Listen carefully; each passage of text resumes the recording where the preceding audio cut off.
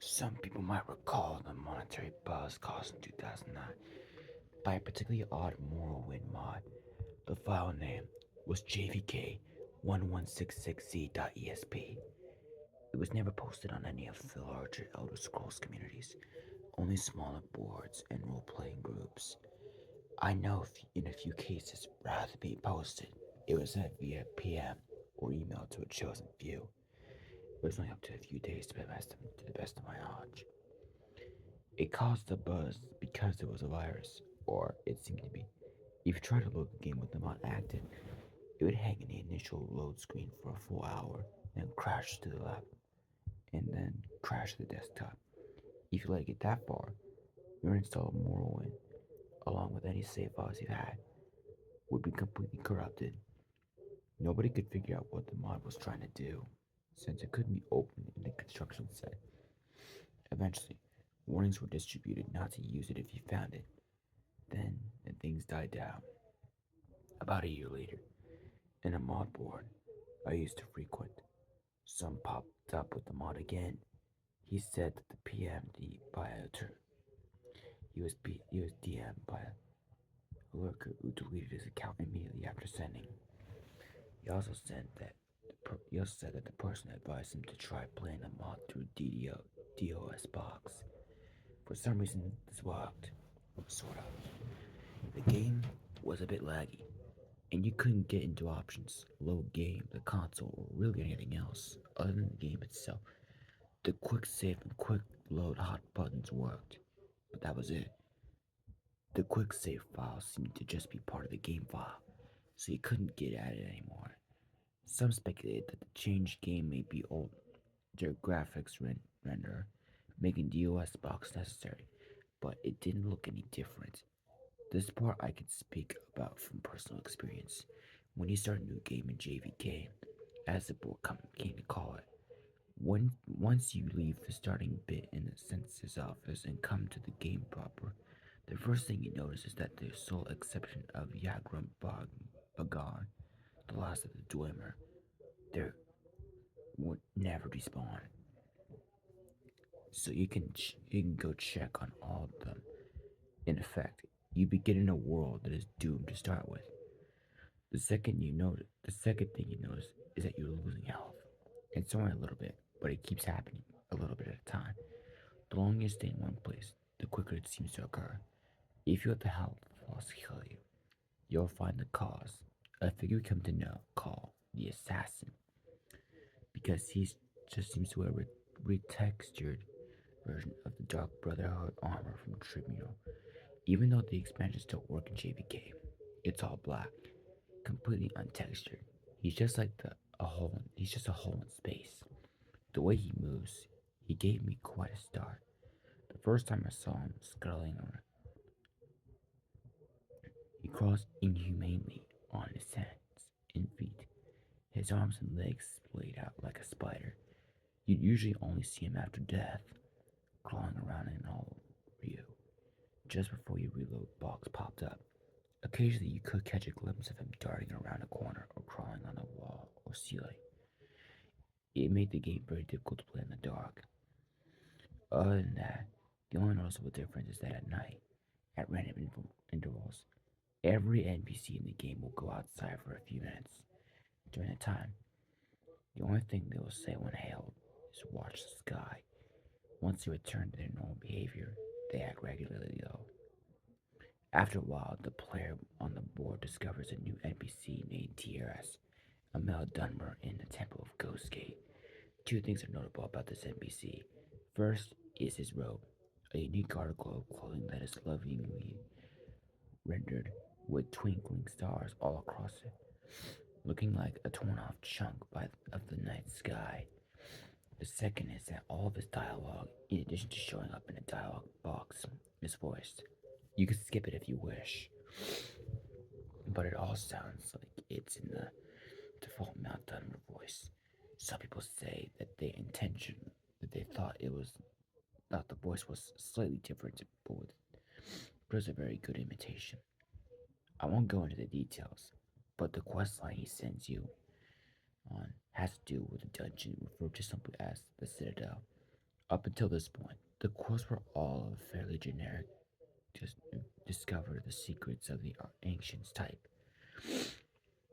The entrance to this dungeon is on a small island far to the west of Morrowind proper. I eventually discovered that if you use the scroll of Icarian Flight at the westernmost point on the main landmass and jump directly west, you end up almost exactly on the island. Even though the dungeon is called the Citadel, it goes straight down. It dwarfs any other dungeon, both in size and difficulty.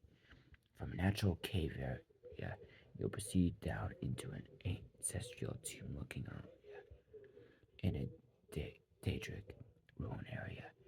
Then a Dwemer ruin area. I made it down the Dwemer ruins before I quit. The creatures here are so strong that a level 20 character would have to take care. And since you can't use the console in JVK, level 20 took a while to get to, since quick save and quick load were your only options. It's all too easy to get yourself into an impossible situation too. I did, and I just didn't have the energy to start over. What I'm telling you now is based on the testimony of those few who went further, past the Dwemer ruins. You apparently find yourself in a level like the Dwemer ruins, but darker. Rather than the usual bronze, all the surfaces, including those of the creatures, are black. The sounds of machinery are loud here, and grow louder still, randomly. There's also steam or fog everywhere, limiting your vision to about 10 in-game feet or so.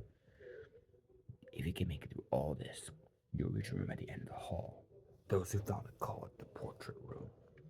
Like the fire and torches or other effects from early 3D games, this room has picture frames that always face directly at you, no matter how you look at them.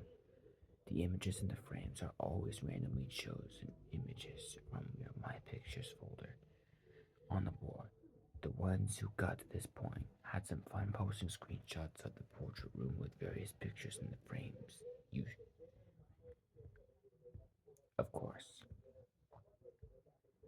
at the end of the hall was another locked door. After admitting defeat and returning to Tyr, he could be found saying, "Watch the sky," in his gravely voice. What's more, nobody else in the game would say anything. Talking to them would present a completely blank dialogue box with no options at all. They wouldn't even rattle off the usual canned audible greetings. The only exception was at night. Whenever they go out for a few minutes, they repeated, "Watch the sky." At this point, one of the players, a friend of mine from the board, noticed, and a few others who got this far agreed that the night sky was no longer the usual night sky of Tamriel. It had changed to a depiction of the real night sky, and it moved.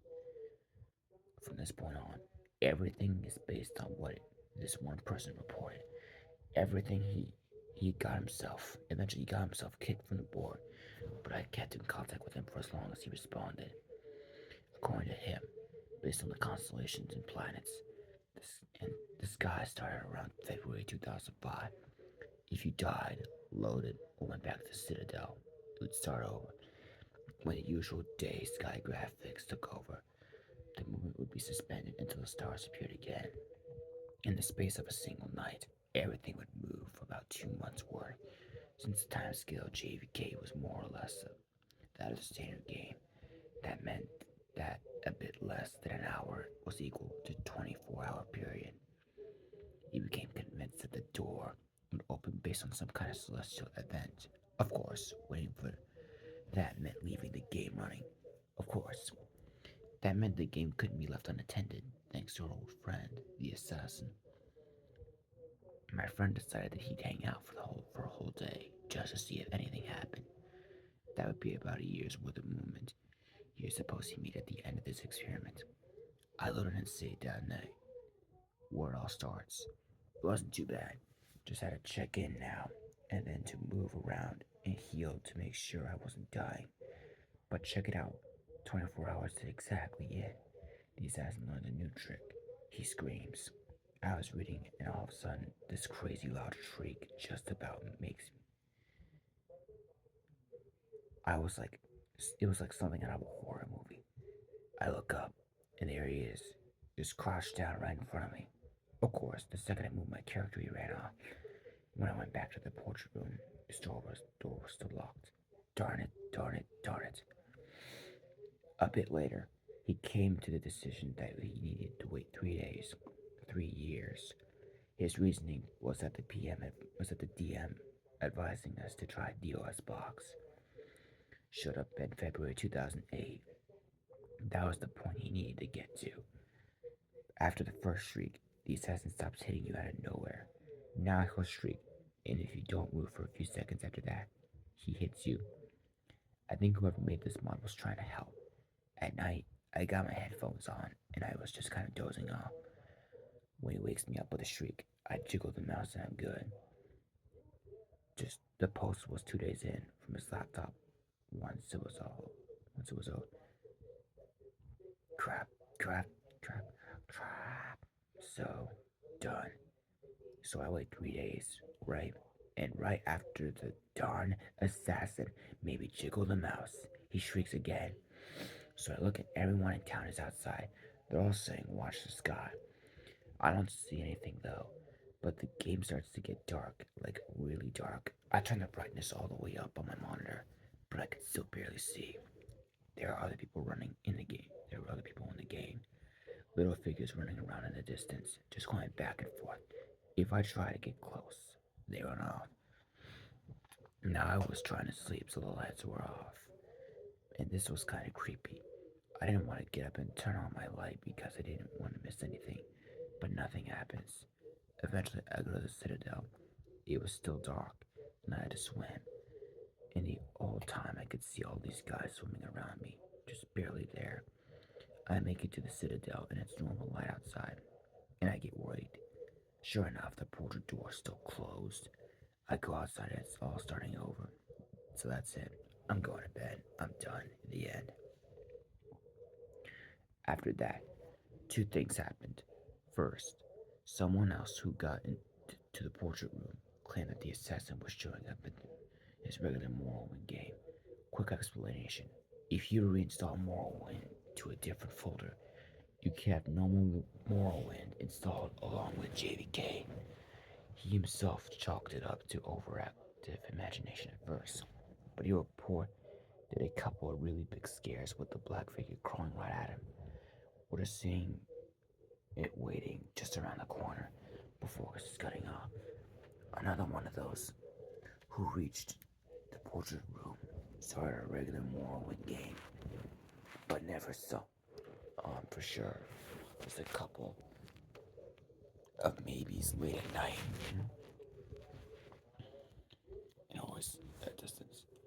The second that my friend started getting really his shorts put on the board, though he stopped talking about JVK entirely. It got so bad he was soon kicked off. I didn't hear anything from him for a couple of weeks after that, so I sent him an email. This was part of his reply. I know I shouldn't have, but with the classes out, I had some time, so I started JVK up again. It's almost 2011. I think I've gotten the sleep madness, but stuff is happening. It's still dark. Once it gets dark, it never gets any lighter. It stays like that. The people moved a few months ago. Everyone in St. Anine just went to that little abandoned cave and moved in. They got the bandits inside, and now they're just standing around inside. They don't say anything anymore. They don't do anything when you click on them. I quick saved and he just stood there until he died without fighting back. And it's like that everywhere. You have to walk since quick travel people are all in caves now. But all the cities and towns are deserted. There are people in caves. Everyone in Vivek is down in the sewers. I'm going to Ghostgate next. I want to see if Tierras is still there. I'll tell you what he says when I get there. I replied and said that I wanted to see what he said too. It waited a day. When I didn't get a reply, I mailed him again. And a couple hours later, he sent back, "Sorry, I totally forgot. So, it's 2014 now. Since it's always night, the stars are always moving. The whole screen is dark, but you can still see the brightest stars moving around. Tierras was gone. Everyone in Ghostgate was gone. I don't know where they went. They're not in any of the nearby caves, but there's new stuff. People still don't say anything, but there are It's so dark that even with a light spell, you have to get right up against them to see. But there they are, little dark streaks coming down from their eyes. I think I gotta be getting close. I know this is stupid, and there's no way the payoff is gonna be worth it. But I just want to be able to say I stuck it out. I got that one during the day. Later that night, I received a follow-up email. Some of these plans aren't moving right. It's making me angry. If this keeps up, I won't be able to keep track anymore. It's almost 2015 now, I think. Crap. You know, I just now noticed that there aren't any monsters anymore, either. I'm completely alone outside now. The main quest people are still lying around, though I went to check on them. I don't need headphones anymore, so I just leave them off. When he shrieks, it's like he's coming, it's like he's screaming right into my ear. I, I think I even kind of anticipate it. He's around a lot more now, a lot closer. He's different from the other people who started showing up.